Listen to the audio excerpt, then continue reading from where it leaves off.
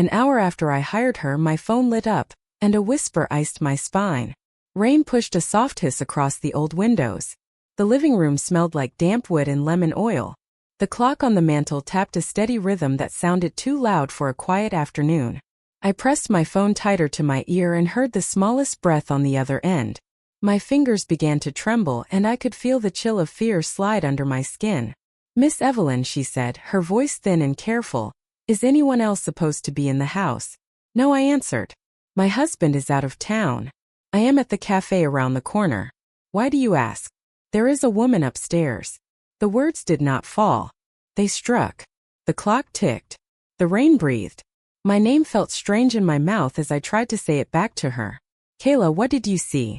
She drew a breath that sounded like paper.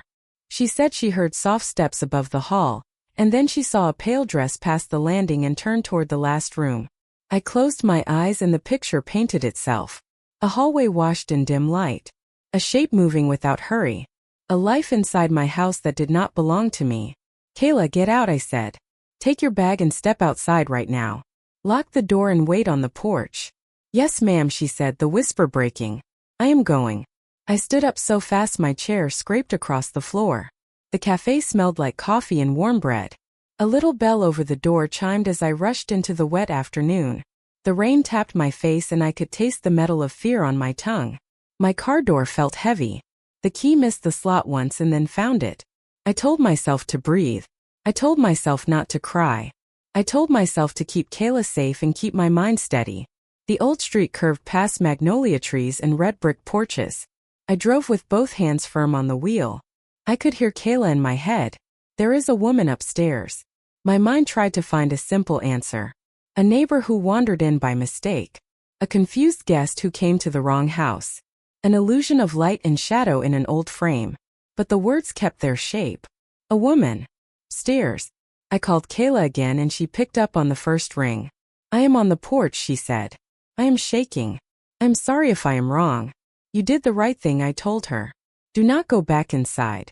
Stay where the street can see you. If anyone opens that door, you run." The sky hung low, a gray lid over the narrow block. Rain gathered on my windshield and cleared with each swipe. When the light turned red, I wanted to shout at it to change. I wanted to press through it and keep moving. My heart kept time with the wipers. My throat felt tight and dry. The image of that hallway would not leave me. I pictured the last room with the little window that faced the oaks. I pictured the attic door with its stiff latch and thin string. I pictured the dark above the boards and the way dust floats when a body passes. As I turned onto my street, I saw my house and felt both love and doubt hit my chest at once. The porch rail needed paint. The iron bell beside the door had not been rung in a long time. And there sat Kayla on the top step, arms folded across her coat, shoulders small, eyes wide.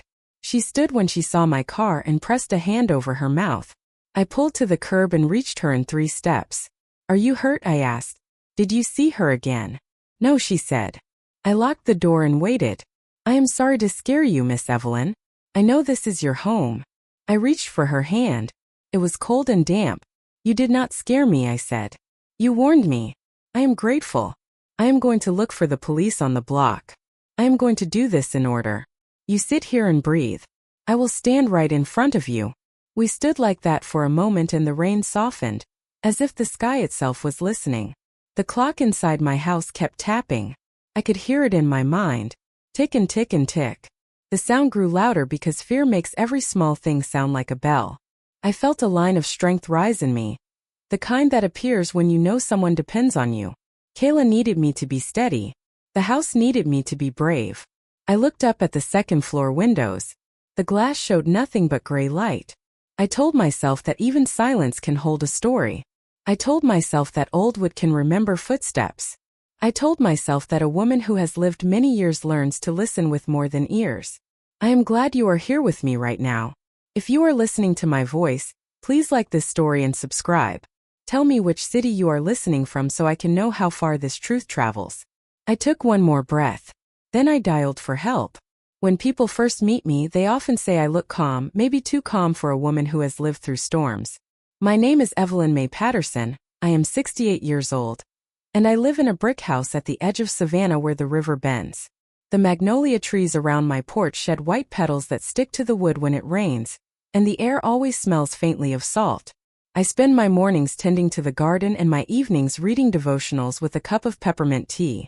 That is the rhythm of a woman who once lived by deadlines and has now learned to live by the clock on her own wall. For 37 years I worked as a bookkeeper at a small law firm downtown. Numbers were my safety. They stayed where you put them. Life was not that simple, but at least the ledger was honest. When I retired 3 years ago, I thought peace would come quickly. Instead, peace became a quiet that sometimes echoed. The children live far away, both busy with their own families. My daughter teaches in Charleston. My son manages a trucking company near Atlanta. They call every Sunday after church, but a phone call does not fill an empty house. The house itself carries memory in every board. It belonged to my husband Henry's parents before us. They left it to him when we married. I was 23 and sure that love could fix anything. Henry Patterson was a tall, thoughtful man with a smile that made people listen. He worked first as a journalist, then as a writer of essays about Southern life. Somewhere along the way, his writing turned into fiction, and the fiction brought attention, then money, then something colder than either of those things. Henry's mind has always been a busy place. Even when he sat across from me at the table, I could feel him drifting. He said that writing demanded solitude, but sometimes solitude felt like a wall he built around himself. When a book deadline neared, he hardly ate. When he missed one, he would pace the floor at night, muttering lines to himself until dawn. I used to think it was brilliance. Later, I began to wonder what else might live in that quiet he guarded so carefully. At church, people often said we were a blessed couple. We led the anniversary committee. We sponsored the youth choir. I smiled when people called us an example of faith and endurance, but I knew endurance can look like love from the outside. The truth is that many marriages, especially in our generation, rest on habit as much as affection. Some of the women in my circle, Ruby, Darlene, and Miss Bernice, used to whisper after service about husbands who drifted, about secret accounts and quiet separations. I listened but said little. My silence was not pride. It was a kind of loyalty. Henry and I have been through the usual storms. There was a time 20 years ago when I almost left. He had been gone for a long assignment, and when he returned something in him had changed. He stayed in his study even on Sundays. When I confronted him, he said a man should not have to explain his mind every day. I remember standing in that hallway with my suitcase half-packed and hearing the clock strike 11. The sound steadied me. I stayed because I believed we could mend what was cracked. The years went by and we did mend, or at least we learned to cover the cracks with careful routines. We went to church together. We hosted Thanksgiving dinners. We smiled for family photographs that later ended up framed above the piano. Yet I often felt that a thin sheet of glass separated us. We could see each other clearly but could not quite touch. Still, when you have built a life with someone, you choose to focus on what remains. That morning before Kayla called me, I had been cleaning the front windows. The rain was supposed to come in later that evening. I wanted the light to enter freely before the clouds covered it. I remember looking at the street, quiet except for a man walking his dog and the mail truck turning the corner. Life in Savannah moves at a pace that lets you notice details. You can hear the difference between the call of a mourning dove and the groan of an old hinge. You can smell when the river is about to rise. That kind of awareness comforts me. When I decided to meet my old friend Ruby at the cafe, I only wanted an hour of conversation, something warm to break the week. Ruby has been my anchor since high school. We share stories about our children, our aching knees, our favorite hymns. I never imagined that while I was sipping coffee under the magnolia tree, fear would be walking through my own hallway. Henry had left for Atlanta 2 days earlier to meet his editor, or so he said. He often made such trips at the end of a manuscript. I used to worry about him driving alone, but he insisted that solitude sharpened his mind. He would come back with new pages, sometimes in the middle of the night, as if creativity lived only in darkness. When he left this time, he kissed my forehead and told me not to overthink the house. He said, "It creaks because it remembers Evelyn. You and I both do." I smiled at the time, but the words now echo differently. After the police searched the house that day, I sat with Kayla on the porch. She kept twisting a tissue in her hands. I tried to comfort her, telling her the officers found nothing, no sign of forced entry. Yet even as I spoke, I felt the unease stay in my chest. When Henry came home that evening and dismissed it as a shadow, I wanted to believe him. His calm voice had that power. He touched my shoulder, and for a moment I felt small, like a child being soothed rather than a wife being heard. Later that night, after the house grew still, I walked through each room with the lights off. I traced my hand along the walls. I told myself it was foolishness, but fear is a stubborn guest. The grandfather clock in the hallway struck 12. The sound rolled through the rooms like a question I could not answer. I paused by the staircase that led to the second floor and looked up. Everything was quiet, yet the quiet felt too full, as if it were listening back. The next morning I went about my chores. I washed dishes, folded laundry, and tried to shake off the memory of Kayla's trembling voice. Henry read the newspaper as if nothing unusual had happened. When I mentioned the police visit, he only nodded and said, "The mind can make ghosts out of dust, Evelyn."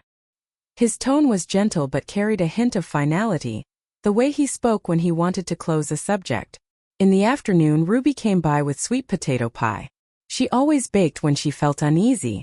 She asked about Henry's trip and about the young woman who cleaned for me. I told her the truth and watched her eyebrows rise. "You trust folk too easy," she said. "But maybe God sent that girl to show you something." Her words stayed with me longer than I expected. The days that followed settled into a strained calm. I tried to pray away the tension, but it clung like humidity. Every creak of the house caught my attention. The smallest sound from the attic made my heart lift, then drop. I told myself that old homes breathe. I told myself to let go. Yet some part of me knew that peace does not tremble the way my peace did. One evening, as the sun sank behind the river, I stood at the kitchen sink rinsing dishes. The light turned amber on the walls. I glanced at the reflection in the window and saw only myself, but my reflection looked uneasy. It is strange how the glass can show you more than the mirror. It shows you the world behind you, the one you are trying not to see. That night Henry called from Atlanta, or so the number said. The line crackled. He sounded tired but satisfied. He said the meeting went well, the new novel nearly finished. I told him I was proud of him and he laughed, that soft laugh that always felt rehearsed. After we hung up, I sat in the dark a long time listening to the clock again. The truth is that I had stopped reading his books a few years ago. They made me feel like a stranger in my own life. The women he wrote were always haunted. The houses always held secrets. Readers said his stories felt real and I wondered why.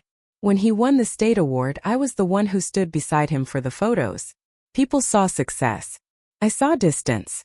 Sometimes I think about the women in our church circle, how we all carry stories we never told our children. Some of us forgave infidelity. Some endured silence that lasted decades. We learned to keep the faith, to pray for husbands who never prayed back. I often told the younger women that marriage is a long road with broken pavement. You walk carefully but you keep walking. I still believe that, though now I know some roads lead to places you never planned to go. A week passed after the incident, and the world appeared normal. The garden bloomed. The mail arrived. The neighbor's dog barked at the same hour. Yet inside me something had shifted.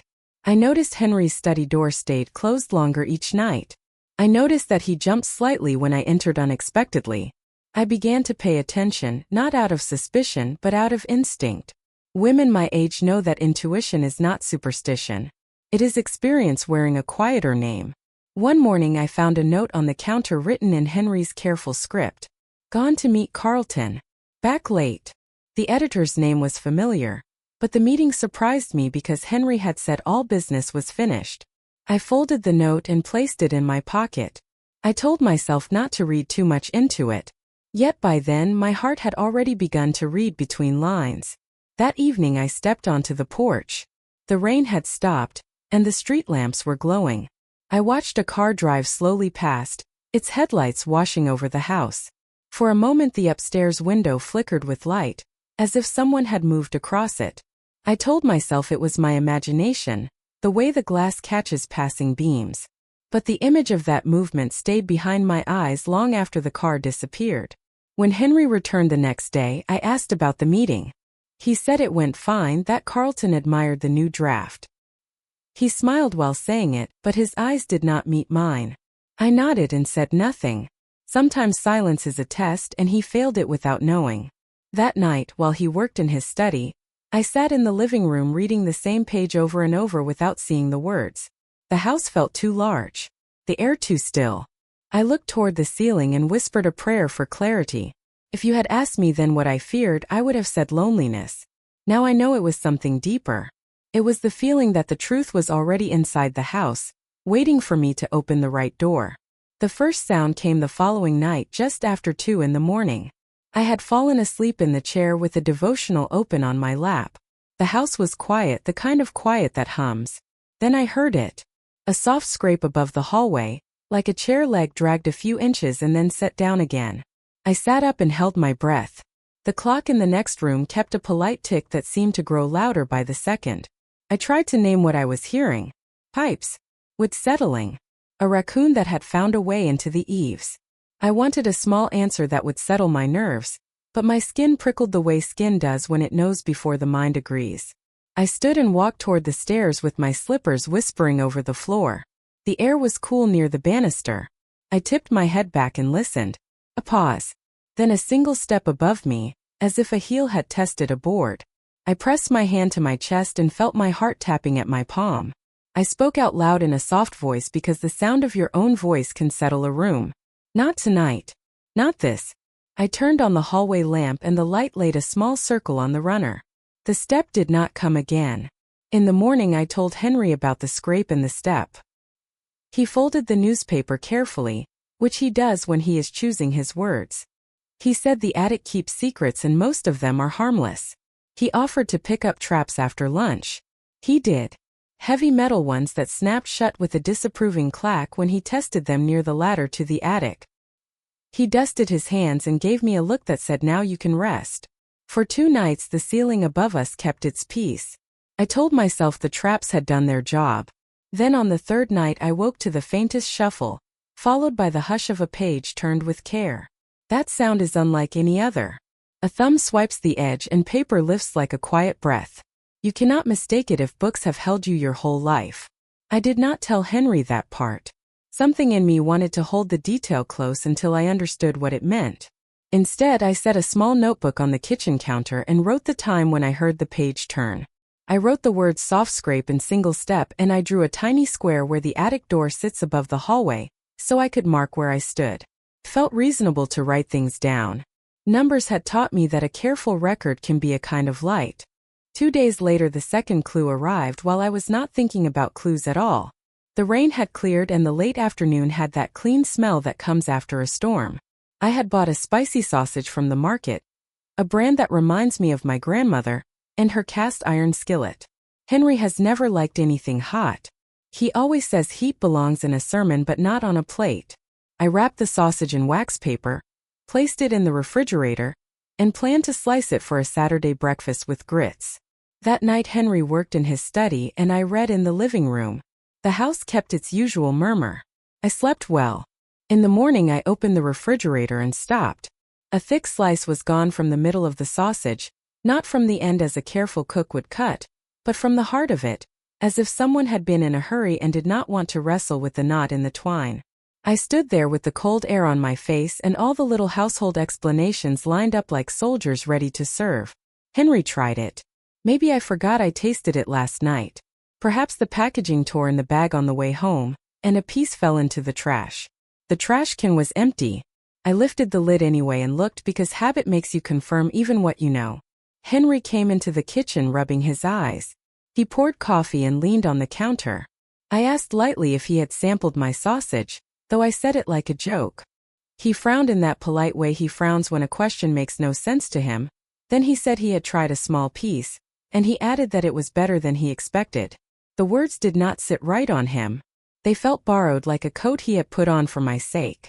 I wanted to accept them and move on. I nodded and said nothing. The next day the rest of the sausage was gone. I looked twice. I rearranged the jars and the small bowl of berries to be sure my eyes were not playing a trick. I closed the door. I opened it again. I stepped back and stared at the refrigerator as if it could answer me. I did not ask Henry this time. Instead, I noticed that a clean plate rested in the drying rack. A thin ring of spice left a faint orange trace that the water had not completely erased. I held the plate and felt an entirely ordinary anger run through me because ordinary things can cut when they begin to arrange themselves into a pattern. In the afternoon, I made tea to settle my thoughts. I carried the cup to the back steps and let the warmth ease my hands.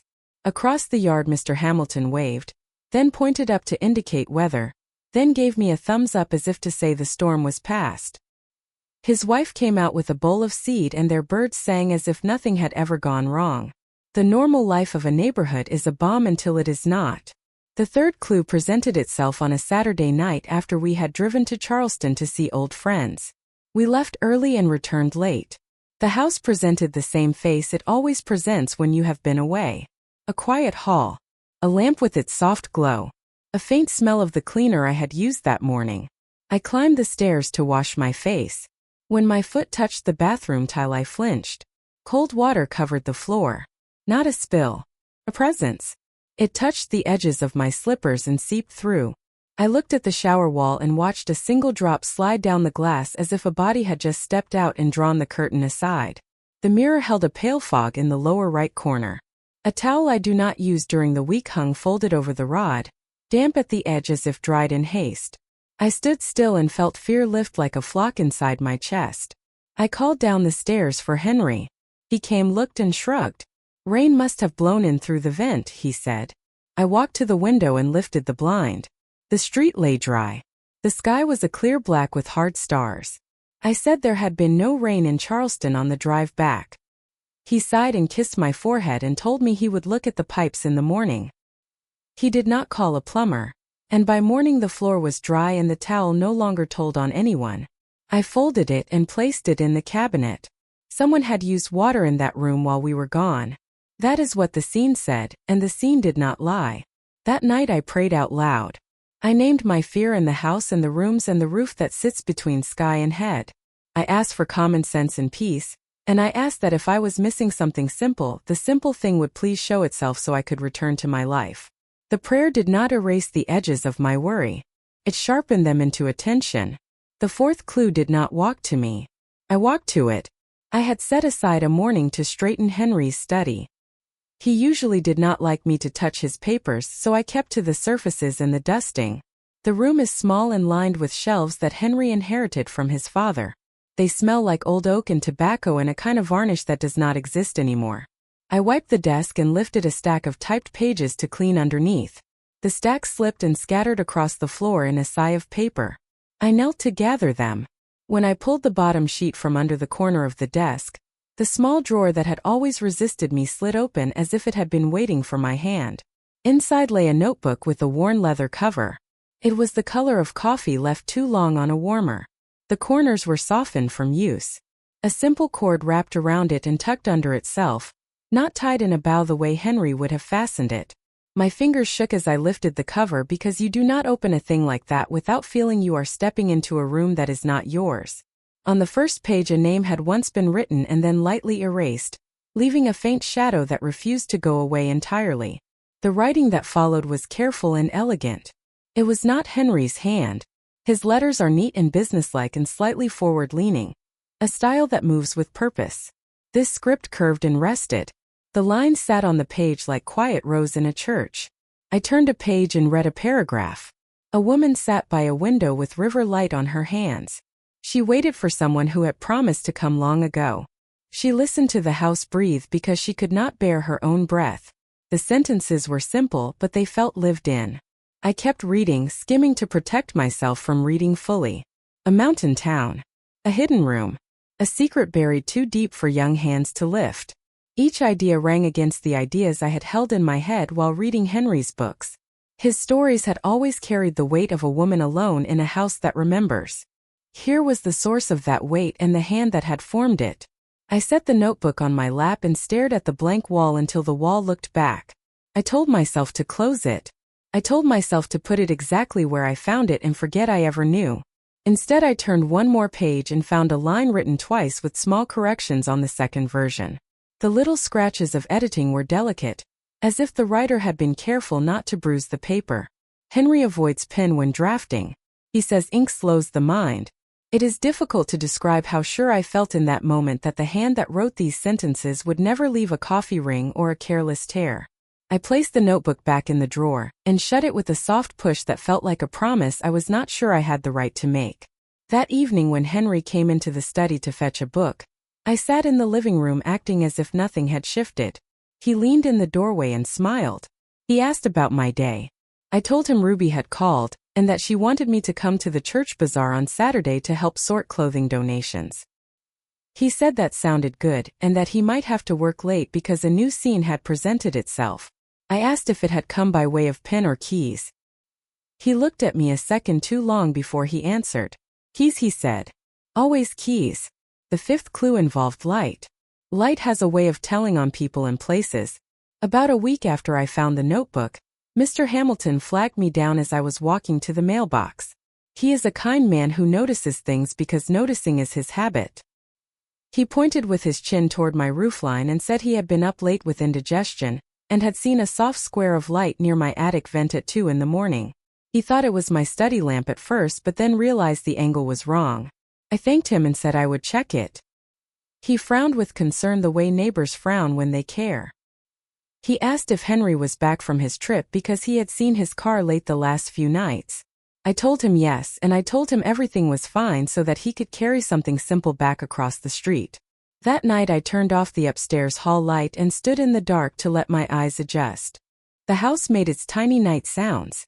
In the silence, the tick of the clock lifted and fell like a small wave. I waited until my vision learned to read the dark. Then I looked at the seam where the attic door sits in the ceiling. The thin string that hangs from the latch touched the edge of the lamp glow from the living room below and drew a faint line. I stared until the line blurred and then sharpened again. I told myself I would be foolish if I stayed there any longer. I went into the kitchen and filled a glass with water. When I returned, I was sure I smelled the faintest trace of oil, the kind of scent a lamp leaves when it has been turned down but not fully out. It was not strong. It was enough to sit on the air like a memory. The next morning I called the power company on a practical pretense. I asked for a breakdown of my usage by hour because I was trying to lower my bill. The woman on the line was cheerful and helpful. She said the smart meter could give a pattern. She read me the numbers for the last week and asked if I wanted her to email the graph. I wrote the times down as she spoke. Between midnight and 3 a sharp little hill rose every night, as if a small lamp had split the dark in a quiet room no one was supposed to use. I thanked her and hung up. In the afternoon I shared tea with Ruby and asked if she ever felt watched by her own house. She tapped the table and laughed at me for being poetic, but then she grew serious. She said that houses hold truth longer than people do because houses cannot make up stories. They can only show signs. She told me to go slow and to trust what I already knew. She said a woman my age has the right to listen to her own eyes. 2 nights later the sounds returned with a new detail. The scrape came, then the step, then a small rhythm, a soft back and forth like someone pacing only the length a short room would allow. I counted 12 turns and then silence. I could not shake the picture that formed in my mind. A table. A chair with one shorter leg. A mattress folded over itself to make a bed. A person trying to stretch within the limits of a space that was never meant for living. The image brought a rush of heat to my face that had nothing to do with fear. It felt like the beginning of anger. Not the wild kind, but the anchored kind that makes a woman stand up straight. In the morning Henry found me at the kitchen table with my small notebook open. He asked what I was writing and I said I was keeping track of the weather. He smiled and kissed the top of my head and told me I was sweet for caring about such things. Then he poured coffee and said he would be in the study for a while. I watched him walk down the hall. His back looked tired in a way that did not match his voice. He closed the door behind him and the latch made its tiny click. I stayed at the table and added a line to my notes that read sound like pacing at 2:16. The next afternoon I opened the pantry and stared at the shelf where I keep canned soup for quick lunches. A can of chicken noodles sat askew. Behind it the crackers had shifted and left a small wedge of space. I felt silly for noticing. Then I did what women who keep homes do when they want to learn the truth. I aligned everything. I placed a tiny strip of paper under the front edge of the can. I pushed the crackers back exactly even with the shelf. I stepped away and drew the pantry door almost closed. In the night I woke and walked to the kitchen without turning on lights. The house accepted my steps as if it knew my route. I opened the pantry. The strip of paper had moved forward an inch and folded under itself. The crackers sat half a finger length behind the line I had made with my eye. Some people might say a mouse could do that. I wanted them to be right. A mouse cannot reseal a bag with the exact twist I use and tuck it into a bowl the way I do for neatness. I was no longer scared the way I had been at first. Fear had taken the shape of a question, and questions make me steady. The final clue of that week came not from the house but from Henry. He returned from a walk at dusk with a smell on his coat that I could not place at first. It was faint and not unpleasant. It was the smell of soap that is not ours. One that uses almond and a touch of lemon, the kind you might buy in a small shop that wraps bars in paper with flowers on it. I asked where he had been, and he said down by the river, then in the study at the library. I said nothing. Later I stood in the laundry room holding his coat, and wondering why a man who claims to write alone in a room would carry the scent of someone else. A woman my age learns to store such details the way you store winter blankets, neatly folded and within reach. That night I sat on the edge of the bed and felt the old house breathe. Every board seemed to draw a careful breath and hold it. I looked at the ceiling where the square of the attic door laid its faint outline. I thought of Kayla on the porch with her hands shaking. I thought of Mr. Hamilton noticing a glow where a glow did not belong. I thought of the notebook in the drawer, and the gentle hand that had formed the stories that had made my husband a respected man.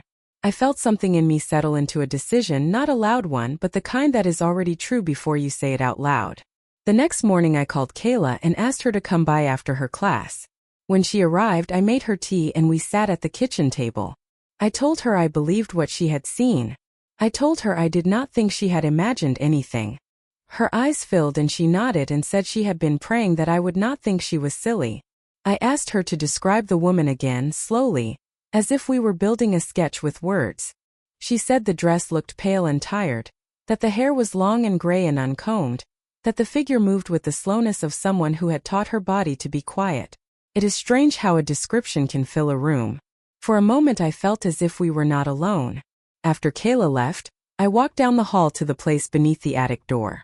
I stood there with my notebook in my hand. I listened. The air was plain and did not tell me anything. I touched the ladder string gently and then let it fall. There are moments in a life when you understand that waiting is no longer wisdom. It is surrender. I have surrendered in small ways for years. I would not surrender to this. Evening came with a sky the color of pewter. A thin wind ran along the street and rattled the leaves in the magnolia trees. I kept the lamps low because low light can calm a house, and I needed calm the way a thirsty throat needs water. Henry said he would be in the study after dinner. He carried a stack of printed pages under his arm and closed the door behind him with that soft click I had come to dislike. The sound meant I was shut out once again. I washed the dishes and left them to dry on the rack. The kitchen smelled of lemon soap and the faint spice that still haunted the room from my market sausage. I wiped the counter and told myself I would not be drawn into fear tonight. I would be guided by facts, by the record I had kept, by the plain shape of what a woman hears and sees when she is not trying to fool herself. My phone rang just after 8. The name on the screen read Carlton Green. I had met him twice years ago at a reading downtown. He was kind in that brisk way people in publishing often are. I answered and he apologized for the late hour. He asked for Henry and said he could not reach him. The deadline could not be moved again and the pages had to be in hand by Friday morning. I told him Henry was in his study. Carlton was quiet for a moment, and then he said a sentence that turned my stomach cold. He said he had been past our house twice in the last week and had seen a soft light up near the roof after midnight. He had thought it a late lamp in the upstairs hall, but he had seen it far to the side and wondered whether Henry had moved his desk. He spoke as if it were a small curiosity. I thanked him and said I would tell Henry he called. When I hung up I stood still with the phone in my hand. The floor felt less like a floor and more like a question. I walked to the study door and listened. Henry was silent. The silence had the quality of attention, not rest. I knocked and asked if he needed tea. He did not answer at once. When he did, his voice came through the wood like a man speaking from a different room. He said he was fine. I stood there one more second and then I turned away. There is a difference between doubt and knowledge. I had crossed into knowledge. although I had not yet opened the right door. The house grew quieter with each hour. 10 passed with the slow rise and fall of the clock. 11 followed, and a page turned somewhere I could not see. I did not flinch. I chose the moment. I put on my robe and walked down the hall to the small door in the ceiling. I brought the folding ladder from the closet and set it on the floor in the place my note said it belonged. I did not rush. I steadied each leg and made sure its feet were square on the boards. I reached for the pull string and held it in my fingers. The string was a simple cord, but it felt like a rope that separated two worlds. Before I pulled, I listened. I heard what I thought was the sound of breath held and then released. Could have been my own, but it did not feel like mine.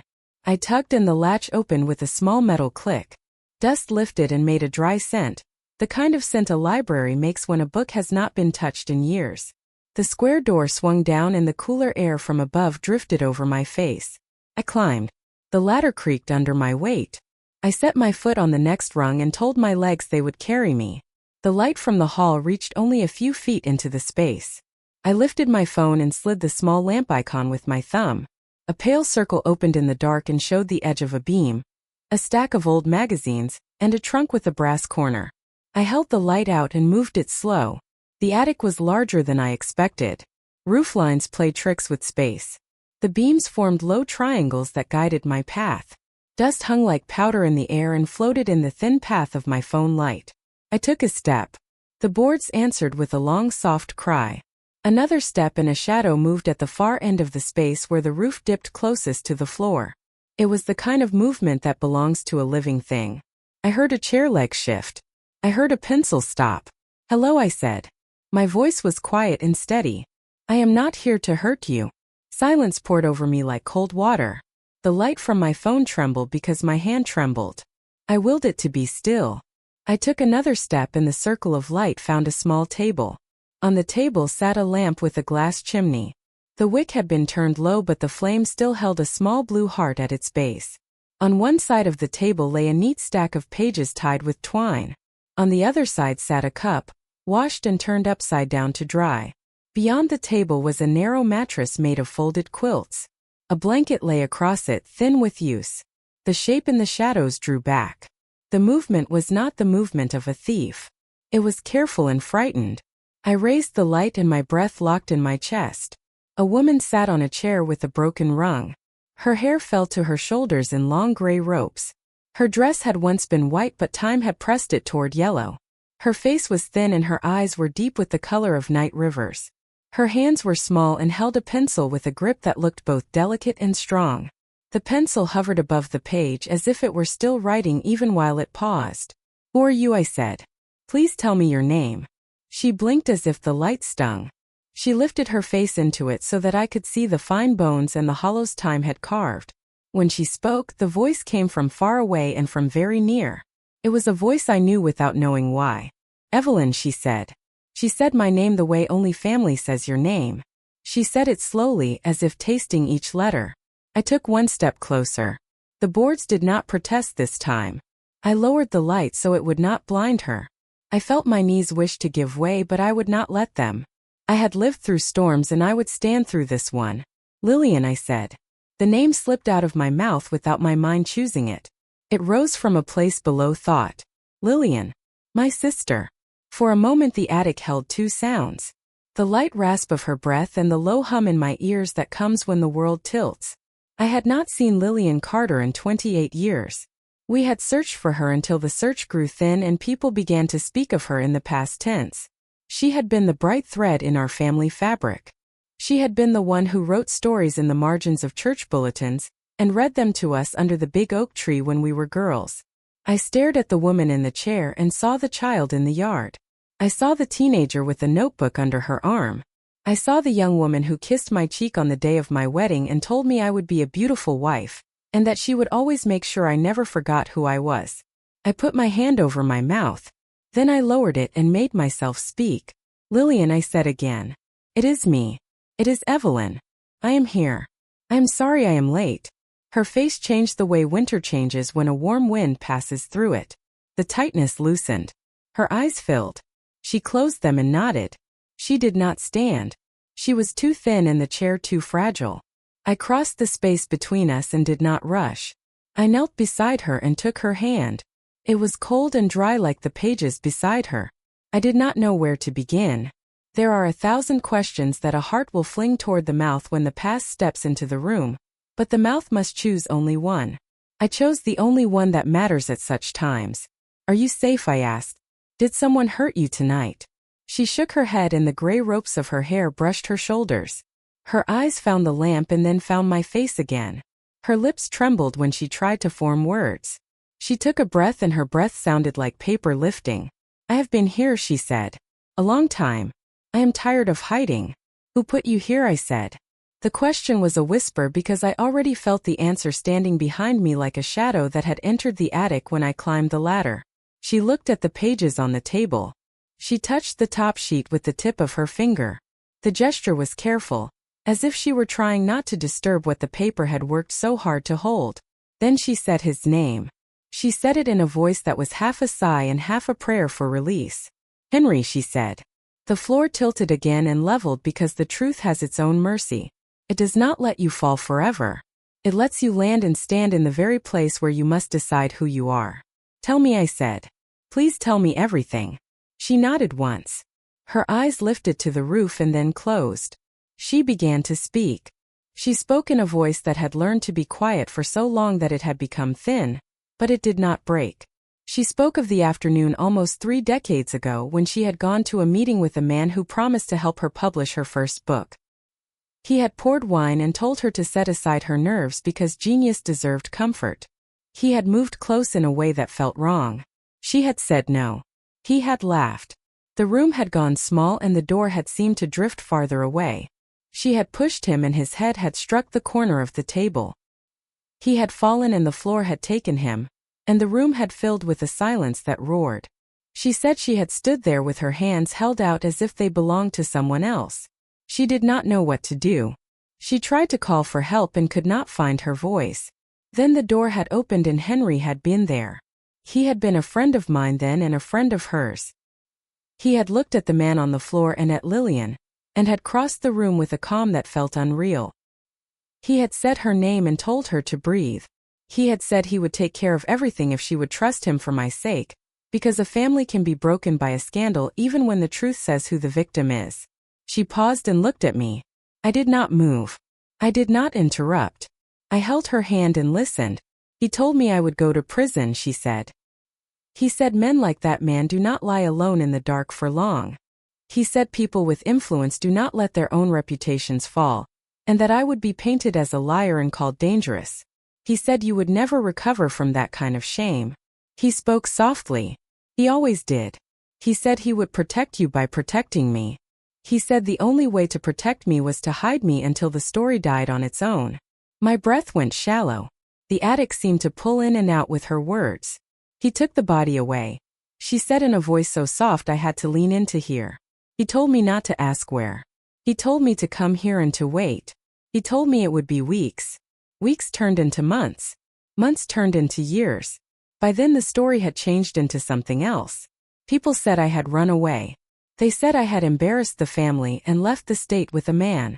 He let that lie live. He fed it when it was hungry and wrapped it in silence when it grew weak. I felt the heat of anger move up my chest and then soften into sorrow. I asked her how she had survived.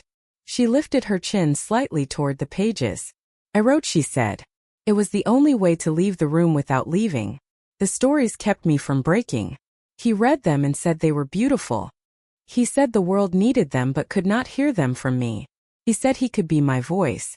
He said he would publish them and that he would keep me safe while he did. He promised me that someday we would make it right. Someday is a long word. Can hold a lifetime. I thought of the books with Henry's name on the cover. I thought of the passages that had troubled me without my knowing why. I thought of the lonely women and the houses that remembered and the children who waited by windows that faced rivers. I had felt the truth without allowing myself to read it. Did he hurt you? I said. Did he keep you from leaving with force? No, she said. Not with hands. With the kind of fear that wears a mask of love. He would remind me that you were fragile. He would say that one word to the wrong person and the past would come like a storm with no shelter. He would tell me that I was brave for staying hidden. He would say I was saving you. I closed my eyes. Tears rose and fell and left my cheeks cool. I took a deep breath and felt it fill my ribs in a way that gave me enough strength to go on. We are done hiding, I said.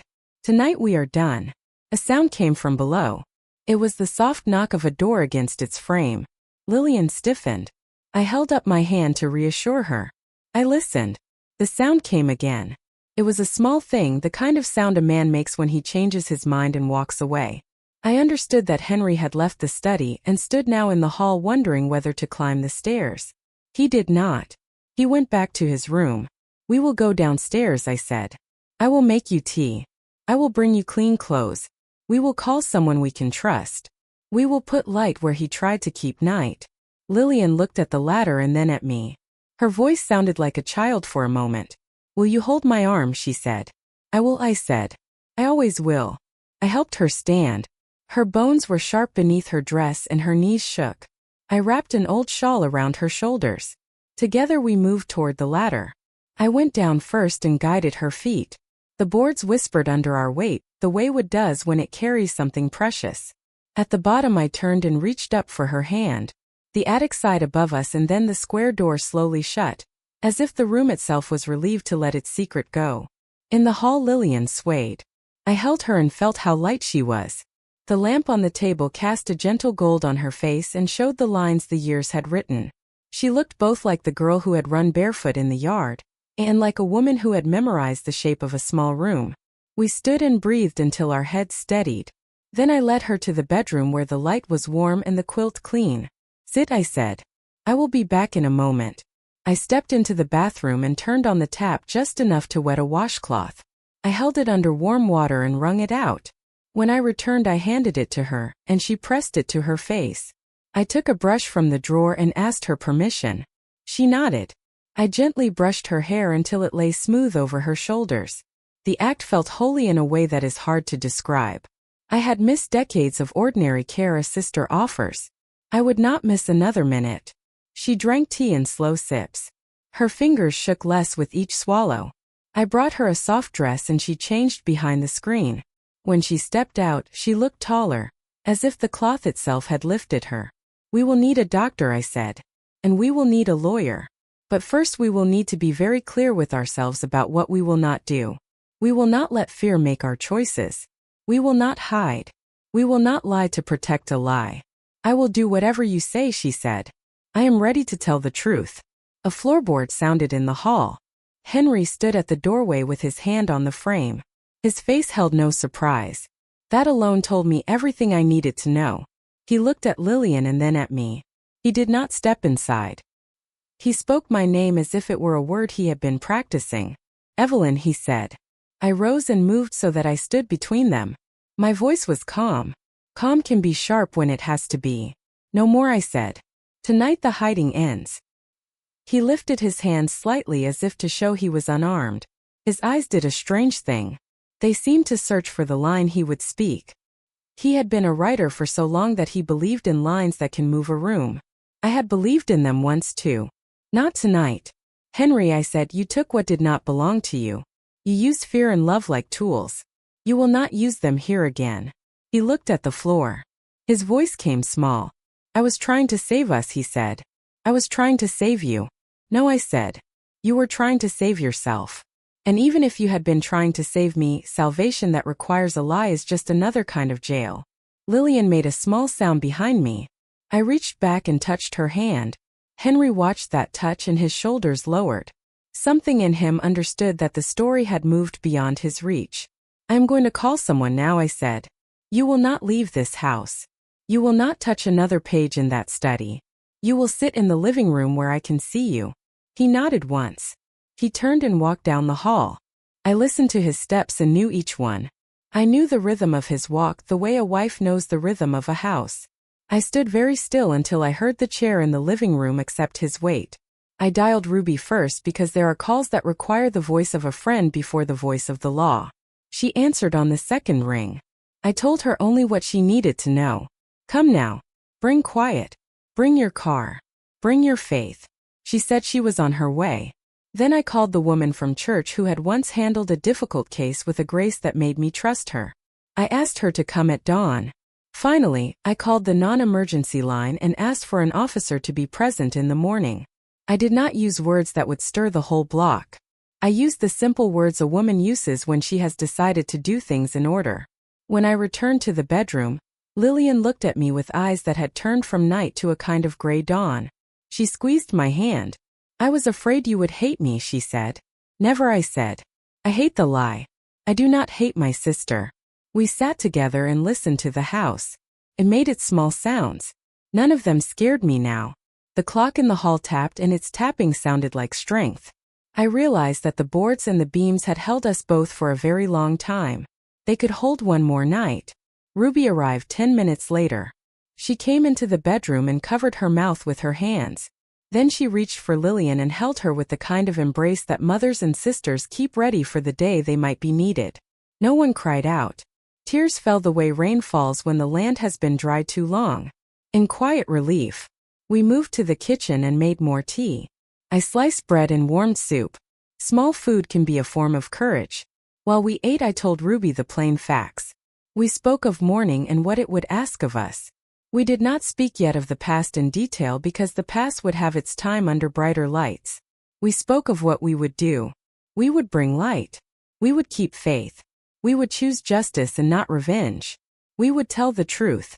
When the first thin line of daylight appeared over the rooftops, I walked to the front door and opened it. Cool air touched my face. The street was the same street it had been yesterday, but I was not the same woman. Behind me, Lillian finished her tea. In the living room, Henry sat with his hands folded and his eyes on the floor. In the kitchen, Ruby washed the cups. The house seemed to take a breath that did not hurt. I looked up at the roofline and saw the attic window. It did not glow. It simply reflected the pale morning. For the first time in years, that felt right. Morning entered the house with a pale steadiness, as if it understood that too much light all at once would be unkind. Ruby brewed coffee and kept her movements quiet. Lillian sat at the kitchen table with her hands folded around a cup like a woman warming her fingers after a long winter. Henry remained in the living room, his elbows on his knees, his gaze fixed on a single spot on the rug. The air held a new shape. It was not peace yet, but it was no longer the air of a secret. At 7, the doorbell rang. I opened the door for Patrice Alden, a lawyer from our church who had given talks on rights and protection for women who needed both. Patrice stepped in with a gravity that felt like shelter. She set her bag on the chair, greeted Ruby, looked at Henry without comment, then turned to Lillian with a softness that showed she knew how to meet a person where they were. "My name is Patrice," she said. "I am here to help you speak clearly, and to make sure the truth stands on its own feet. We are going to go slowly. We will take breaks. If I interrupt, it is only to protect you from saying more than is wise in this first moment." Lillian nodded. A small tremor moved through her shoulders, then settled. Patrice opened a notebook and clicked her pen. The sound felt official. It helped. "Before we begin," Patrice said, "tell me how you would like to be addressed." "Lillian Carter," Lillian said. She paused, then added, "In my stories I sometimes use the middle name May, because it felt like a month when things bloom. But it is Lillian that belongs on the record." Patrice smiled at this gentle declaration of self and wrote the name. Then she looked at me. "Miss Evelyn, you are a witness and support, but for now let us let Lillian lead. If you need to add a fact, place your hand on the table so I can bring you in." She looked toward the living room. "Mr. Patterson, you may remain seated where you are. You will have a chance to speak after Miss Carter gives her statement." Henry did not look up. His voice floated in without strength. "I understand." Patrice faced Lillian. "When you are ready, please tell me what happened that first night long ago, and how that night became these years." Lillian drew a breath and began. She spoke without drama. She did not give more detail than was necessary. Even in confession, her sense of craft showed. She understood what to leave out so that the truth could keep its shape. "I had an appointment in late autumn," Lillian said. "The man was a senior editor for a regional imprint. He had read 3 of my short pieces. He had written that my voice had a quiet strength and that he wanted to discuss a book. He invited me to his apartment because he said the office was too noisy for a real conversation. I was young and I trusted words on letterhead. I brought my notebook in my best dress because I had been taught to honor opportunity with care. She paused and the kitchen watched her. Even the refrigerator seemed to lower its hum. Ruby touched Lillian's elbow and set a glass of water within reach. He poured wine and told me to relax, Lillian continued. He asked me to read a page out loud. Then he moved closer. When I stepped back, he smiled as if I had told a joke. The room felt small. I told him no. He laughed. I reached for the door and he stood between me and the hallway. He put his hand on my shoulder.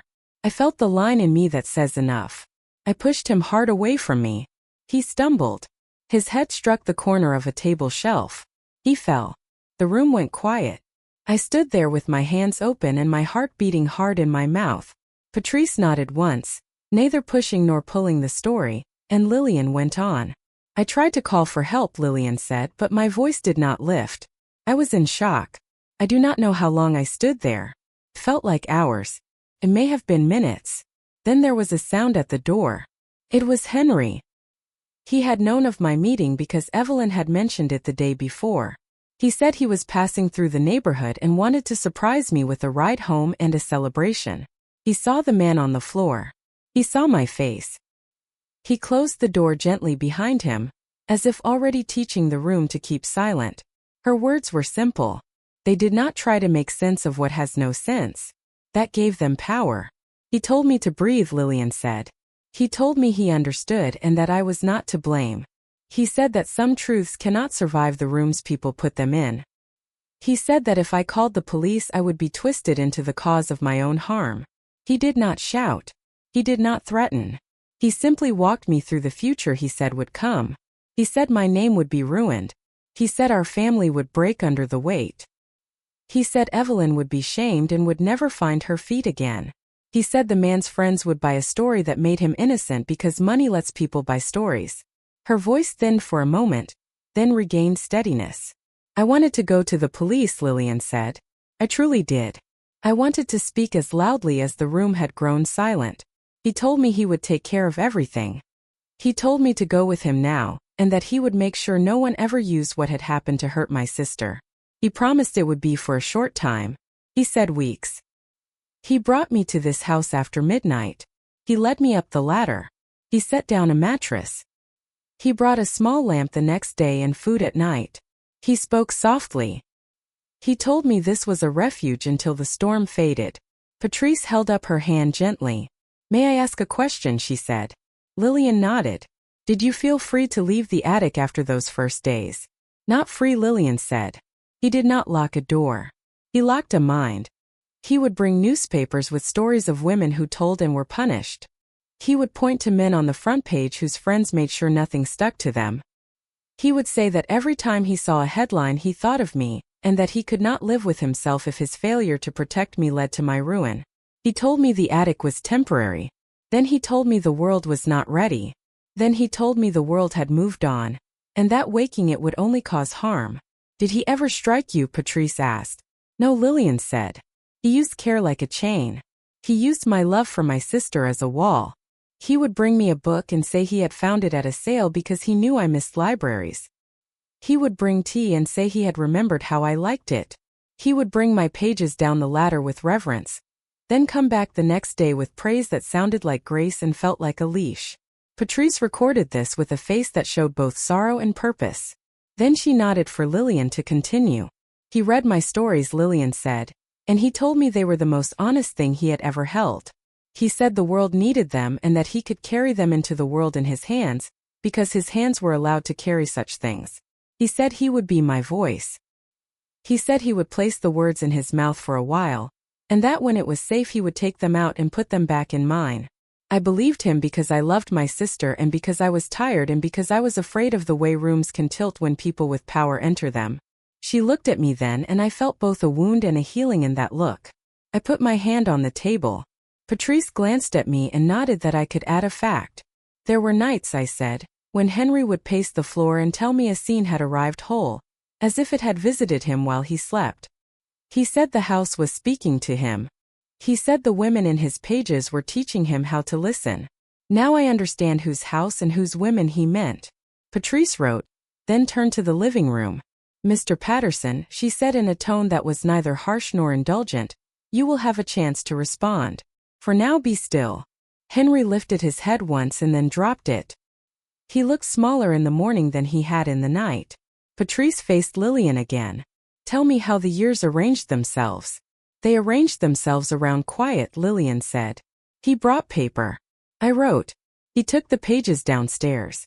I heard the click of keys at night and knew he was copying.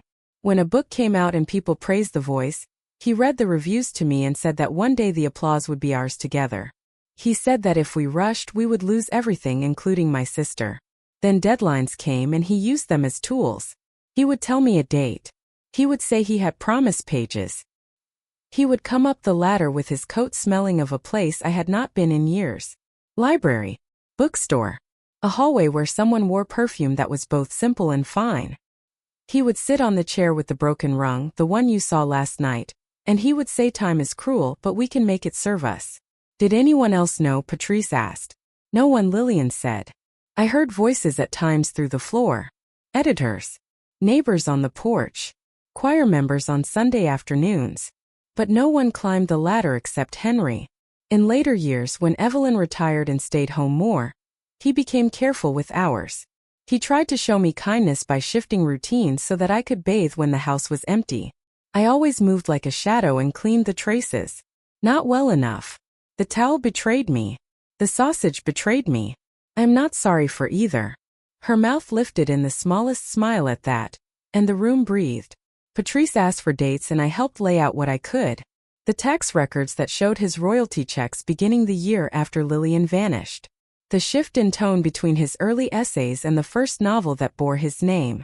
The notebook I had found with Lillian's hand clearly moving across the page. The graph from the power company that showed a climb in usage after midnight. The neighbor who saw the attic light. The plate that had fallen from Henry's hand on the stairs late at night. The pantry items that moved when no one was supposed to move them. We placed these stones in a row, not to wall anyone in, but to mark the path that led us to this table. Then Patrice looked at Henry. It is your turn, she said. I advise you to speak truth. I also remind you that this conversation is being documented, so that we can protect both women from harm, and you from the temptation to create a new version of events that fits only your comfort. Henry wiped his hands on his trousers. He did not stand. He did not play to a room. His voice was worn. I did not plan this as a theft, he said. The first night she told me what happened, I believed she would be destroyed if the story met the world as it was then. I had seen what men with friends could do to a woman who had no friends with power. I had also seen what the church can do when it wants quiet more than it wants truth. I told myself I was saving the people I loved from years of pain. I told myself I could carry her words for a season and return them later. I told myself a season was a year. Then it became another, and then 5, and then a life. He looked at Lillian. His eyes were damp without tears. I knew when I passed a book to a publisher that I was doing wrong, he said. I knew when I stood on a stage and thanked my wife that I was doing wrong. I also knew I had built a wall with my own hands that I did not know how to take down. I would bring her gifts and tell myself I was being kind, but kindness is a word men use when they fear the truth about control. I covered my choices with care the way a thief covers a window with a curtain and calls it decor. He let the sentence hang in the room. For once, he did not chase it with another. Patrice did not move for several seconds. Then she asked, did anyone at your imprint know that these words were not yours? No, Henry said. Carlton suspected blocks of time and lights at late hours. He suspected stress. He never asked what was behind the pages because success makes good people look away. Patrice turned to her notebook and wrote for a long moment. Then she faced Lillian again. We are going to pursue this the right way, she said. There are several paths that run at once. There is the matter of the night you described. There is the matter of your long isolation. There is the matter of your authorship and the wrongful credit. There is also the matter of how we speak to the family of the man who died. We will not rush. We will not hide. We will invite the law into the room where it belongs. Lillian folded her hands and spoke with a quiet that felt like strength growing new bones. I am ready to tell the police what happened, she said. I will answer their questions with respect. I will not argue. I will not harm anyone with my words. I will not protect a lie. I am also ready to put my name where it belongs. If the world will not accept that, I will accept that the world has limits, but I will not accept those limits in my own house. Patrice nodded. She asked Ruby to call Officer Benton, a community officer who knew our church and had earned our trust through patient work. Ruby stepped into the hall to place the call. The kitchen felt like a chapel for a moment. While we waited, Patrice asked Lillian to describe how Henry had managed her contact with the outside world. Lillian explained that Henry kept a simple flip phone that stayed off and was used only in emergencies. He rationed news. He carried up books and magazines after removing addresses. He spoke of the city in the abstract. He said too much information would stir restlessness and that restlessness could lead to a mistake. He gave her the illusion of choice by asking whether she preferred tea or cocoa, paper or a notebook, night or afternoon for a bath. Control in the clothes of care. Patrice wrote the phrase control in the clothes of care and underlined it twice. Then she asked me to gather documents.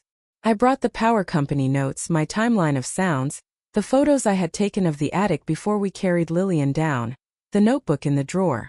I hesitated with the notebook, then decided that light cannot care for someone if it is not allowed to touch the most delicate thing in the room. I placed the notebook on the table and slid it toward Lillian. It belongs to you, I said. It always did. Officer Benton arrived. He stood in the doorway and asked if he should remove Henry from the house. Patrice shook her head for the moment and said we were giving a preliminary account and requesting formal steps. She summarized what Lillian had said in the plain language of a report, then asked Lillian to confirm each point. Lillian did. Benton asked respectful questions. He did not rush. He told Lillian that a detective would contact her for a formal statement at the station, and that he would recommend a quiet approach to protect her dignity and safety while evidence was secured. He turned to Henry and advised him that he should consider counsel. Henry nodded without protest. When Benton left, the house exhaled. I realized I had been clenching my jaw. I decided to release it and let my face feel like my face again. We ate a small lunch. Slices of apple, toast, eggs scrambled in a patient pan. While we ate, Patrice turned the conversation from confession to restitution. She outlined the path to reclaim Lillian's authorship. It would involve manuscripts, drafts, and old hard drives. It would require letters and contracts and the testimony of a sister who had stood under the roof that held the truth. She believed the imprint would cooperate once they understood the facts, both for legal reasons and for the simple reason that readers care about names and justice when both have been misplaced. Henry spoke then in a tone that surprised me. He asked if he might make a statement to the imprint, not to argue, but to acknowledge authorship and request that royalties be transferred. Patrice told him to save that impulse for a formal written admission after counsel. He nodded and closed his mouth. I saw for the first time that he was relieved to be told what to do. After lunch, Lillian grew quiet and looked toward the ceiling. I asked what she needed. She said sunlight. We carried 2 chairs to the back steps. She sat with her face tilted and her eyes closed. The light touched her skin as if it had been waiting all these years for permission. Ruby hummed a hymn under her breath and the sound curled gently around the porch. In the late afternoon, Carlton called again. I answered and told him he would speak with our counsel. He grew formal, then human. He said he did not know what was happening, but he suspected something serious and that he wanted to be on the right side of it. Patrice took the phone. Her voice made bridges without making promises. When she hung up, she said that the imprint would send an attorney to meet in the morning. She also said that a careful public statement would be needed in due time, not for spectacle, but so that the truth would not be eaten by rumor. As dusk came on, Lillian asked to see the attic one more time. Not to live there, but to collect the last pages and to say goodbye to a room that had been both cage and chapel. I climbed the ladder first and she followed slowly with Patrice steadying her from below. We stood in the small circle of the lamp and looked at the table. The pages sat in their neat stack, tied with the humble twine that had become a crown in waiting. Lillian placed her hand on the top sheet. I forgive the room, she said. I do not forgive the lie. But I forgive the room for doing what rooms do. It held what it was told to hold. We carried the pages down. We closed the door. The string lay flat against the plaster. The outline of the square looked smaller than it had the night before. We returned to the kitchen. The house felt different. The corners felt less sharp. The clock continued its work. I set the pages in a clean box and wrote Lillian's name on the lid. My hand did not shake. Before Patrice left for the night, she gave each of us an assignment. Ruby would stay with Lillian. I would rest and drink water. Henry would remain in the guest room with the door open and would not enter the study. Patrice herself would begin the process of arranging a formal statement at the station with privacy. She would also draft letters to the imprint and to an advocacy group that protects the rights of authors who have been erased. She repeated our motto for the day. We choose justice, not revenge. After she left, I walked Henry to the guest room. He paused at the threshold. He looked older than he had that morning. He said nothing clever. He simply said, "I am sorry," and it was the first time the words sounded like a brick set down rather than a stone thrown. I returned to the kitchen where Ruby had made chamomile tea. Lillian held the warm cup between her hands and studied the steam. Then she looked at me and spoke the smallest sentence of the day. A sentence that held an ocean. "Thank you for coming up the ladder," she said. I sat beside her. I put my palm over her knuckles. "You were never alone to me," I said. "Even when I did not know where you were, something in me was climbing." The house listened. It did not creak. It did not complain. It felt like a place that was learning to be honest. Night settled. The clock ticked like a heartbeat, finally in rhythm. We had named the truth. We had pulled the web into light. The next day would bring papers and signatures and officers and phone calls, and all the ordinary work of repairing what a lie had broken. That was fine. The greatest work had already begun. It had begun with a whisper on a phone, and it had arrived here, in this room, with a voice that would no longer be kept quiet. The day after Lillian's confession dawned gray but clear. The air held that rare stillness that sometimes follows a storm. Not yet peace, but the promise of it. I woke before sunrise, sat on the edge of the bed, and listened. The house had a different sound now. No more hidden pacing above. No more quiet footsteps pretending to be wind. The silence felt earned. From the guest room came the soft clink of a spoon. Henry was awake. Ruby and Lillian were in the kitchen. I could smell toast, the clean scent of soap, and the faintest hint of tea. When I entered, Ruby smiled in that way women do when words are unnecessary. Lillian sat in the same chair as the day before, a shawl around her shoulders, sunlight brushing the edge of her face. For a moment she looked young again. Patrice arrived at 9 sharp, carrying folders, her eyes steady and kind. She greeted Lillian first, then nodded at Henry. He was wearing a plain blue shirt. He looked smaller, as though something had been drained from him. Perhaps it was pride. Perhaps it was the weight of pretense finally leaving his body. "Today will be long," Patrice said softly. "There will be statements, signatures, and questions from people who think they already know answers. But remember, truth is patient. We'll move carefully." Lillian nodded. She did not flinch. When the detectives arrived, they spoke with courtesy. The older one, a woman named Rivera, set her badge on the table as a sign of respect. She began with Lillian, asking questions slowly, letting pauses stretch until each answer could find its own breath. Patrice guided gently, keeping the room calm. Henry sat across the room, hands clasped. When asked if he wanted counsel present, he said he would cooperate fully. He confessed to moving the man's body years ago, to an abandoned cabin by the river. He confessed to forging Lillian's name on early drafts, to claiming authorship, to collecting royalties.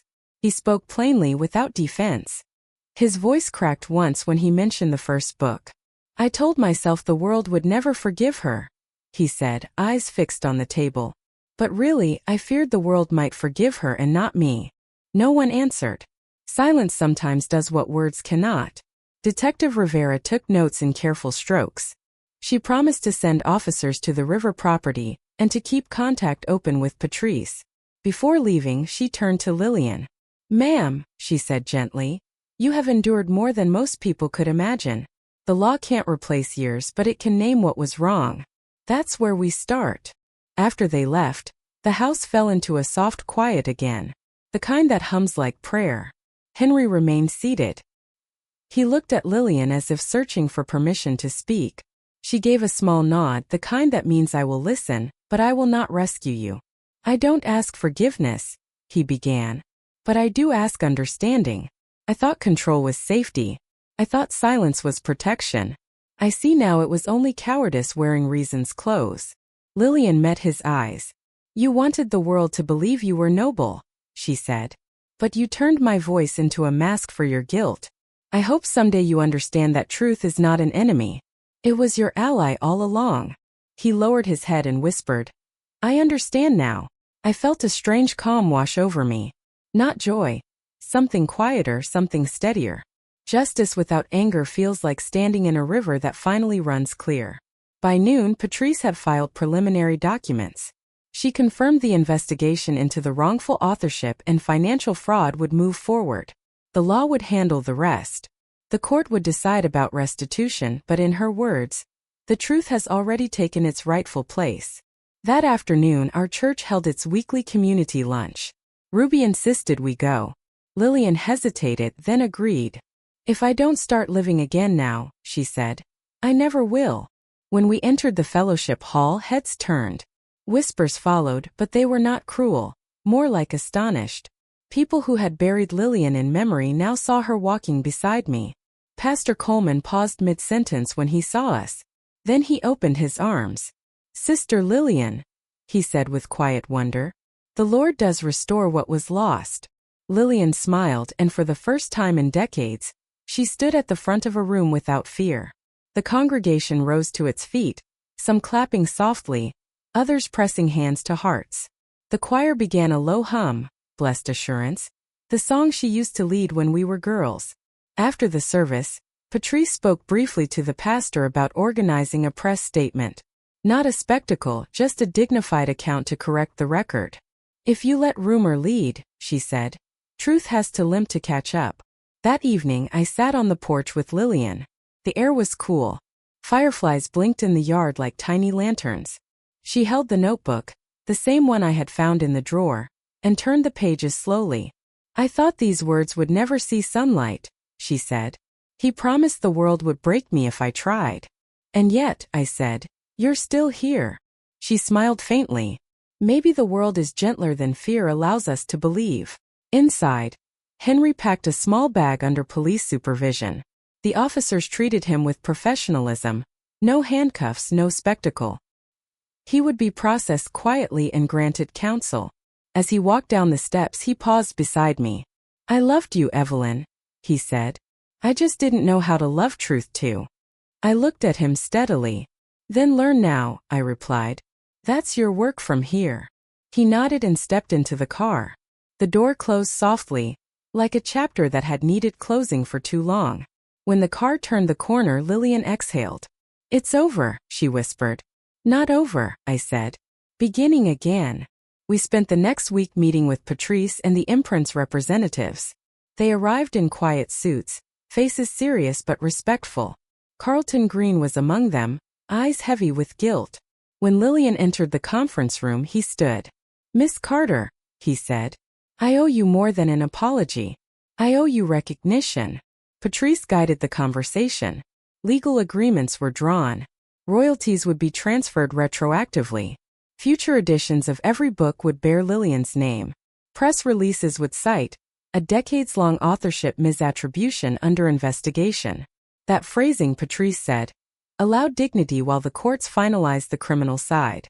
Carlton handed Lillian a new contract. His voice shook. The world will finally know who wrote those words, he said. Lillian signed with deliberate grace. The pen did not tremble. I watched her reclaim her name one letter at a time. Afterward, Patrice suggested we take one last step. Justice is not only restitution, she said. It's restoration. What would you like to do with your story? Lillian looked out the window toward the courthouse lawn. I want my words to help women who were silenced. If truth set me free, maybe it can free others. So began the idea of the Carter Foundation for Creative Truth, a small literary fund in Savannah for women writers whose voices have been stolen or suppressed. Ruby offered to manage donations through the church. Patrice volunteered legal help pro bono. I promised to serve as treasurer, my old bookkeeper habits finding new purpose. 2 months later, the foundation held its first gathering. The courthouse had cleared Lillian of wrongdoing, acknowledging self-defense. Henry's case remained pending for fraud and concealment, but he chose to cooperate fully, pleading guilty. The court accepted his request for leniency based on age and health, though his public reputation was gone. He wrote a statement admitting every theft of authorship and endorsing Lillian's foundation as part of restitution. The day the judgment was read, I stood beside Lillian in the back of the courtroom. The air felt light, not triumphant, just right. The judge's gavel came down with a firm sound that felt like punctuation. A full stop at the end of a long sentence. Outside, reporters waited, but Patrice shielded us with calm professionalism. Lillian stepped forward to deliver a short, prepared message. I stand here not in anger, she said, but in gratitude that truth still finds its way home. What was hidden in darkness has come into light. I wish no revenge, only restoration, for me, for my sister, and even for the man who lost his way trying to own what never belonged to him. Her words were quoted in every local paper. Not scandal but grace. The headline read, "Lost Author Returns. Savannah Woman's Hidden Voice Brings Quiet Justice." Weeks passed. The world resumed its rhythm, but ours had changed forever. The house was brighter. The attic remained closed, but sometimes I caught myself looking toward it and smiling, not in fear but in memory. Lillian wrote daily, this time at the kitchen table, sunlight on her hands. One afternoon, I found her reading aloud to Ruby and the choir girls. Her story was gentle. A tale of two sisters who build a garden from ashes. When she finished, the room sat in silence before the applause began. It was not loud. It was steady, the sound of hearts aligning. That night, she and I sat again on the porch. The magnolia trees swayed softly. "Do you think he'll ever understand?" she asked. "I think he already does," I said. "Regret is a teacher that doesn't rest." She nodded. "Then that's enough. I want peace, not punishment. Justice without revenge." That was what we had both learned to choose. In the months that followed, Lillian's foundation grew. Letters arrived from women across the country who had read her story and found courage. One wrote, "Your words made me believe my silence was not safety, only a pause before truth." Lillian framed that letter above her writing desk. Sometimes we visited Henry at the care facility where he served his light sentence under supervision. He looked frail but lucid. Lillian forgave him in person, not with sentiment but with clarity. "I can't give you back your name," she said, "but I can release your shadow from mine." He wept quietly, and when we left, she said, "That's enough for this life." The house on Willow Bend became a place of visitors again. Students, journalists, neighbors bringing pies. They did not come for gossip. They came to sit at the kitchen table where the truth had been named. Sometimes when I walk past the attic door, I still pause. The string lies flat, untouched. It reminds me that even the darkest places can become sacred once the truth is spoken there. On the first anniversary of her freedom, Lillian hosted a small reading in the church fellowship hall, the same room where the choir had once sung without knowing she was only a few streets away. She stood at the podium, the same shawl draped over her shoulders. Her voice, once a whisper in an attic, filled the room with calm authority. "Fear built my walls," she said, "but love opened the door." And justice walked in quietly, carrying light. The applause rose like a hymn. Pastor Coleman closed the evening with a prayer for truth, mercy, and the courage to know the difference between vengeance and restoration. When we returned home, the clock on the mantel ticked steady as ever. The air smelled of paper and jasmine from the garden. I looked at my sister and thought of how far we had come from the night Kayla whispered through the phone, "There's a woman upstairs." Now the woman upstairs was free, and the house itself seemed to breathe easier. Justice had come, not in flames or fury, but in steady steps, in honest names, in signatures written with calm hands. It had come exactly as we prayed it would, without revenge, but with light strong enough to last. The morning after the judgment felt like a clean page. The sky over Savannah was a soft blue with thin clouds that looked like the first strokes on watercolor paper. The air carried jasmine from the garden and a hint of the river. I stood at the kitchen sink and watched sunlight step across the floor. It did not hurry. It took its time the way light does when it knows it is welcome. Lillian sat at the table with a cup of tea and a spiral notebook. She had moved from the old leather journal to lined paper that was easy to stack and share. The first page bore her name, written in the careful hand that had lived too long in shadow. She pressed her fingertip to the dot above the I as if sealing a promise. When she lifted her head, I saw color in her cheeks that had not been there for years. We had decided to open the attic that afternoon. Not to live in it, but to bless it and change it. The room that had been a secret would become a library, a place where truth could sit out in the open. Ruby arrived with a step stool and a basket of rags, singing a hymn about joy in the morning. Patrice came with a small toolbox and a gardener named Mr. Lewis, who knew how to coax old windows to move without breaking their frames. Even Carlton stopped by, not to talk business but to carry boxes. He asked where to stand and did as he was told. In a house that had been ruled by one man's control for too long, it felt right to let women say where the shelves would go. We pulled the ladder down and climbed into the warm dim. Dust lifted and then settled, not offended, only curious. The first act of change was simple. We opened the little window. Its hinges resisted. Mr. Lewis spoke to it kindly and the window listened. Fresh air spilled in and turned the lamp flame from necessity into memory. We slid the small table out of the corner and set it in the center where the light could find it each afternoon. We carried down the thin mattress and folded the blanket for a quilt drive. Lillian watched all this with a quiet face. Then she touched the table with her palm and whispered thank you for holding me when I could not hold myself. She did not curse the room. She blessed it. That is how healing begins. By late day, the attic had become something else. We wiped the beams and brushed the boards. We set 2 bookcases against the wall and filled the lower shelves with the pages Lillian had written, each stack tied with cotton string, each labeled with the date her hand had put on the first page. We left the top shelves empty for what would come. We placed a small rug beneath the table and set a chair by the window. When we were done, we stood together and simply breathed. Sometimes the heart needs to see outward proof that a chapter has turned. Downstairs, I brewed chamomile and sliced pears. We ate in the living room while the clock ticked like the patient companion it has always been. The sound no longer felt like a reminder of loss. It sounded like a measured gift. Minutes that belonged to us again. Lillian read aloud a short piece she had finished that morning. It was about a sparrow on a windowsill and the way it tilts its head to see more clearly. The writing was gentle and strong at once. When she finished, Ruby dabbed her eyes with a napkin. Patrice smiled the kind of smile that says, yes, this will heal people beyond this room. We clapped softly because the room still held echoes and we did not wish to startle them.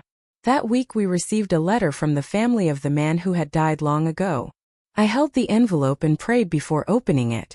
The note was brief and complicated in the way human truth is. They acknowledged the finding of self-defense and the pain of a situation that had stolen years from more than one life. They did not ask for details. They asked for grace. They wrote that their grief had also been a long winter, and that they hoped our spring did not forget winter altogether. Lillian read the note twice, then placed it flat on the table. She wrote back the same day. Her letter offered sorrow without spectacle, honesty without injury. She wrote that she did not seek to erase their loss by naming her own. She wished them peace. She wrote that she would honor their request for privacy, and that she would not speak his name in public. Not because it was unworthy of speaking, but because healing sometimes needs a quiet space without headlines. The month that followed felt like a series of firsts. It was the first time Lillian used a smartphone, and the first time she laughed at herself for swiping the wrong way.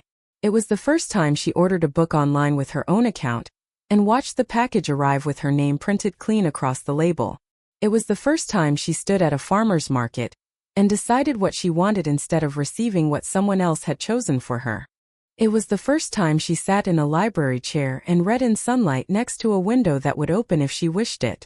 I watched each first with the tenderness of an older sister who had prayed for ordinary days, and now welcomed them like guests.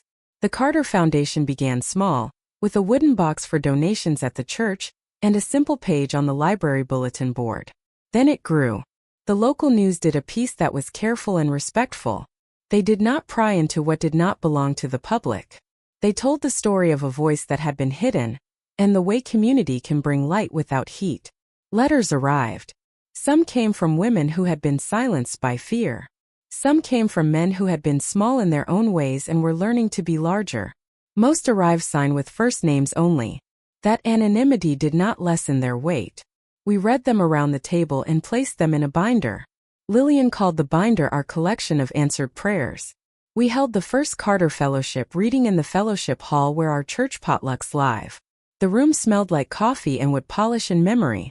We set a single microphone on a stand and placed 3 chairs behind it. The banner was modest. Carter Foundation for Creative Truth. No gilding, no fuss.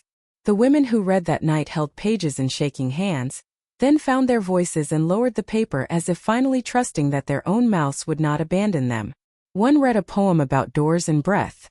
One read a story about a seamstress whose stitches held more than fabric. One read a letter to her younger self and forgave her out loud.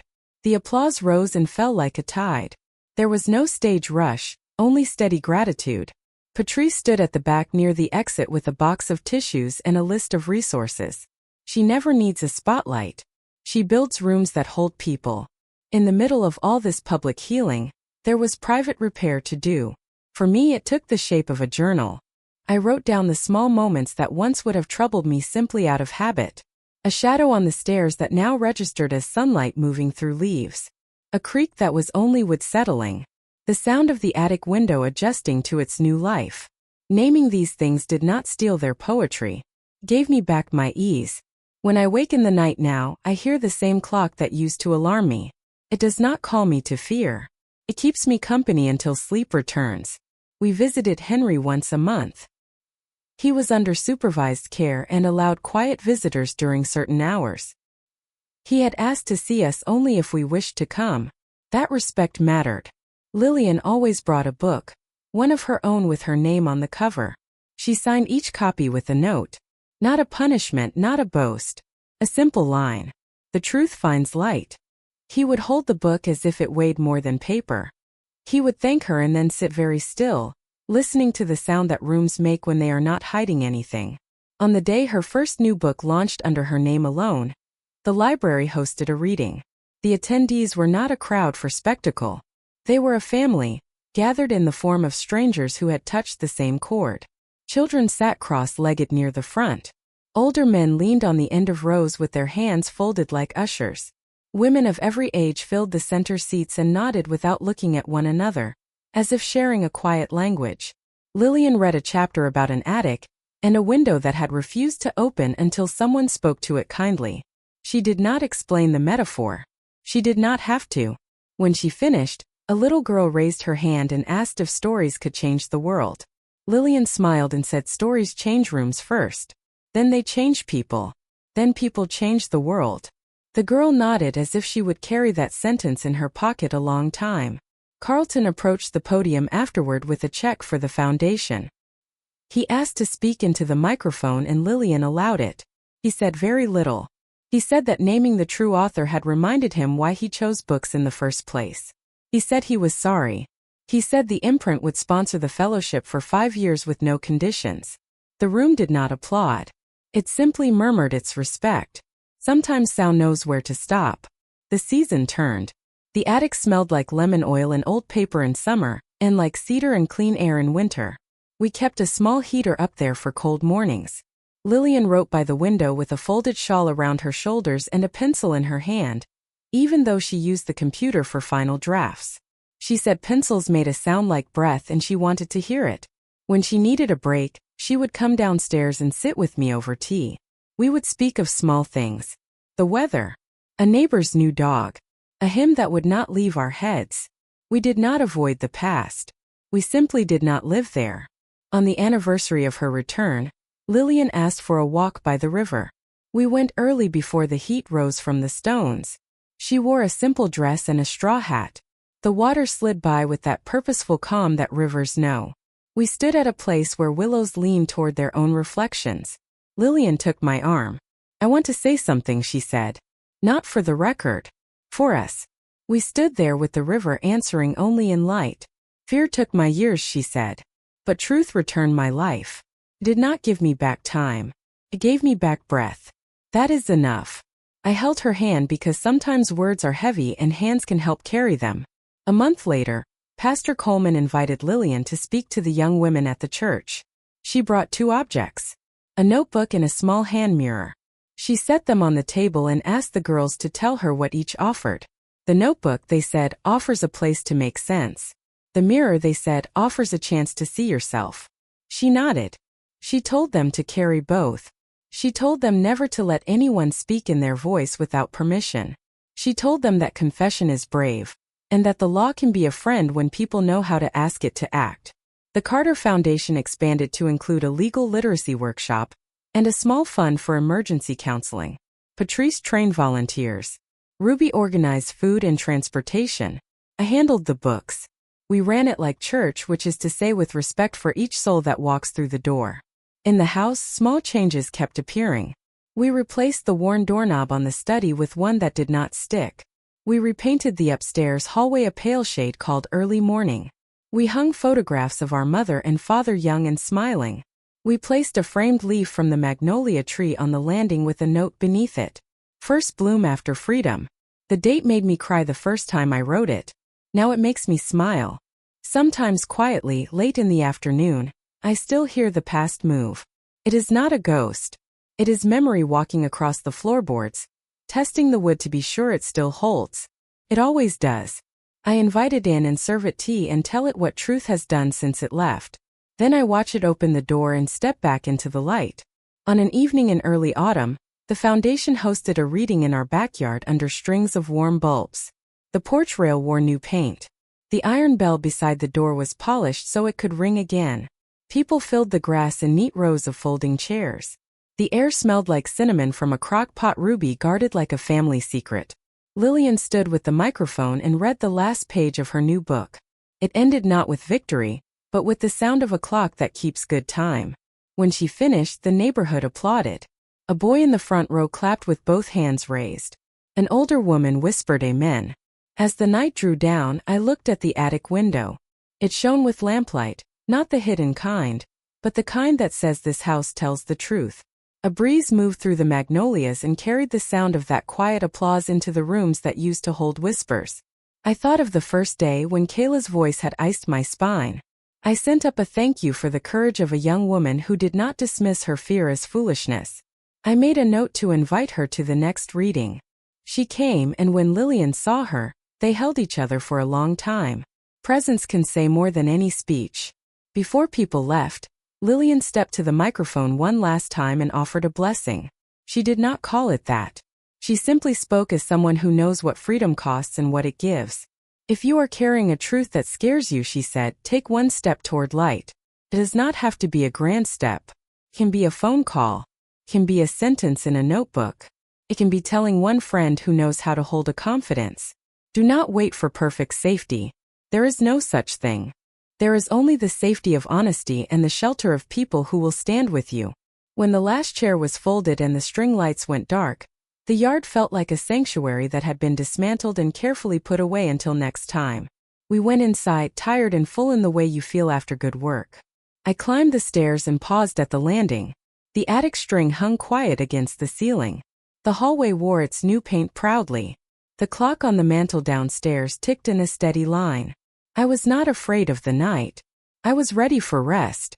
Lillian turned off the kitchen lamp and joined me in the hall. We stood shoulder to shoulder for a long moment, not speaking.